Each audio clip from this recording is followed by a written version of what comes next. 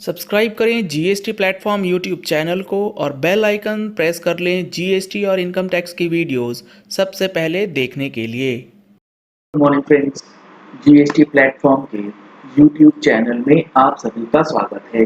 जी हाँ friends, GST के अंदर अगर आप इनपुट टैक्स क्रेडिट क्लेम करते हैं तो गलती से भी इन चीज़ों का इनपुट टैक्स क्रेडिट जो है वो कभी क्लेम नहीं करना है, अदरवाइज आपकी परेशानी जो है वो बढ़ सकती है। कौन से हैं वो इनपुट टैक्स क्रेडिट जिसका आप क्लेम नहीं ले सकते? आपको देखना होगा सेक्शन 17 सब सेक्शन 5 क्या कहता है। ये कहता है notwithstanding anything contained in section 16 sub section 1, यानी कि सेक्शन 16 के अंदर जो कंडीशंस दिए गए हैं उसको अगर आप फुलफिल कर भी देते हैं और सेक्शन 18 सब सेक्शन 1 के अंदर भी जो कंडीशंस हैं ये दोनों सेक्शंस को आप अगर फुलफिल करते हैं फिर भी input tax credit shall not be available in respect of the input tax credit. यहाँ पर जो लिस्ट दी गई है इन आइटम्स के ऊपर आप क्लेम नहीं कर सकते, और ये जो लिस्ट है ये एग्जॉस्टिव लिस्ट है, ना इसके बाहर कुछ है ना इसके अंदर और कुछ आएगा। यहाँ पर नेमली वर्ड यूज किया गया है, दैट मीन्स इसके अलावा और कोई भी आइटम यहाँ पर सम्मिलित नहीं होगा। इसमें सबसे पहले है मोटर व्हीकल। जी हाँ फ्रेंड्स, अगर आप मोटर व्हीकल यानी कि कार वगैरह परचेज करते हैं तो उसका इनपुट टैक्स क्रेडिट आपको नहीं मिलता है, और इसके अंदर जो डिटेल्ड प्रोसेस दिया गया है वो समझना जरूरी है। Motor vehicle for transportation of person, यानी कि सबसे पहले तो आप ये समझिए कि अगर आपने कोई मोटर व्हीकल लिया है और उस मोटर व्हीकल से आप ट्रांसपोर्टेशन ऑफ पर्सन का काम करते हैं, यानी कि transportation of person from one place to another place होगा, और उस मोटर व्हीकल के अंदर एक फीचर यहाँ पर दिया गया है वो है having approved seating capacity of not more than 13 persons including the driver. यानी कि जो आपने मोटर व्हीकल परचेज किया है उसकी जो सीटिंग कैपेसिटी है वो 13 से कम है और वो ट्रांसपोर्टेशन ऑफ पर्सन के लिए यूज होता है, तो आपको इनपुट टैक्स क्रेडिट नहीं मिलेगा। इसमें एक पॉइंट आपको समझना होगा कि अगर आपने मोटर व्हीकल लिया है फॉर ट्रांसपोर्टेशन ऑफ पर्संस जिसकी सीटिंग कैपेसिटी 13 से ऊपर है, यानी कि अगर आपने एक बड़ी बस परचेज करी है तो आपका इनपुट टैक्स क्रेडिट यहां पर ब्लॉक नहीं होगा, उसका इनपुट टैक्स क्रेडिट तो आपको मिलेगा। लेकिन अगर आपने कार परचेज करी है और कार के लिए आप 13 से कम वाली सीटिंग कैपेसिटी की परचेज करते हैं for the purpose of transportation of persons, transportation of persons and transportation of passengers, ये दो अलग अलग चीजें होती हैं। पैसेंजर्स के लिए आप यहां पर समझ सकते हैं, अगर कोई रेडियो टैक्सी है या फिर कोई टैक्सी ड्राइवर है जो कि कार परचेज करता है, जीएसटी नंबर लेकर के बैठा है, तो उसे तो आईटीसी मिलना चाहिए, वो हम लोग आगे देखेंगे। लेकिन ट्रांसपोर्टेशन ऑफ पर्संस की डेफिनेशन अगर आप समझेंगे तो मोटर व्हीकल, अगर आपने किसी कंपनी के नाम पे कोई मोटर व्हीकल परचेज किया है और उस मोटर व्हीकल को यूज करके आप कंपनी के एम्प्लॉइज को एक जगह से दूसरे जगह, ऑफिस से घर या घर से ऑफिस लाना और ले जाना का काम कर रहे हैं, तो आपको इनपुट टैक्स क्रेडिट जो है डिस्प्यूटेड हो सकता है, वो डिपार्टमेंट आपको अलाउ ना करे, क्योंकि 13 से कम अगर है और ट्रांसपोर्टेशन ऑफ पर्सन का बिजनेस है तो नहीं मिलेगा। आगे इन्होंने लिखा है कि ये जो इनपुट टैक्स क्रेडिट की कंडीशन है कि 13 से कम होने के बाद आपको किस किस सिचुएशन में हम दे दें।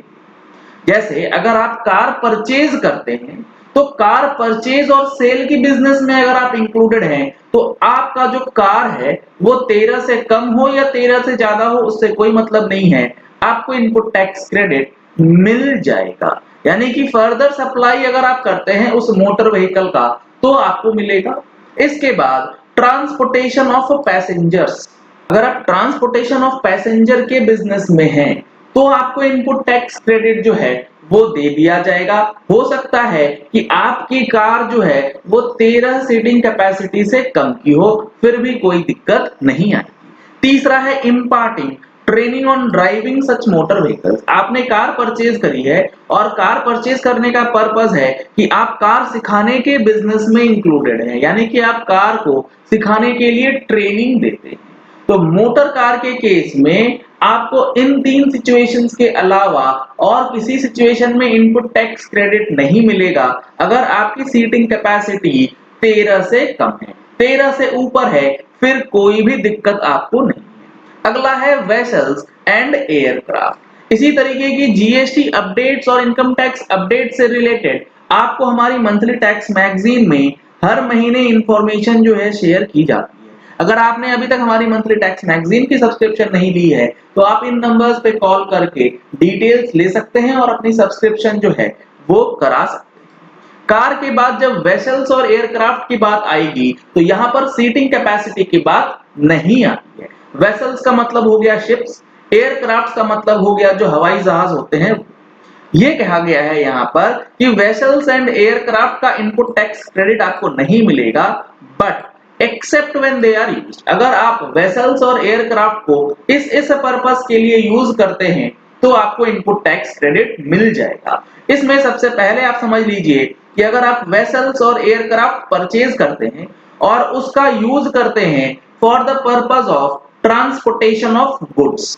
मोटर व्हीकल के केस में ट्रांसपोर्टेशन ऑफ गुड्स की बात नहीं थी क्योंकि वहां पे 13 से ऊपर जो होगा सीटिंग कैपेसिटी उसी को ब्लॉक किया गया था। यानी कि अगर आप कोई मोटर व्हीकल परचेज करते हैं फॉर ट्रांसपोर्टेशन ऑफ गुड्स यानी कि ट्रक, वो तो आपको input tax credit as it is मिलेगा, उसमें कोई दिक्कत नहीं है अगर आप फॉरवर्ड चार्ज में पे कर रहे हैं।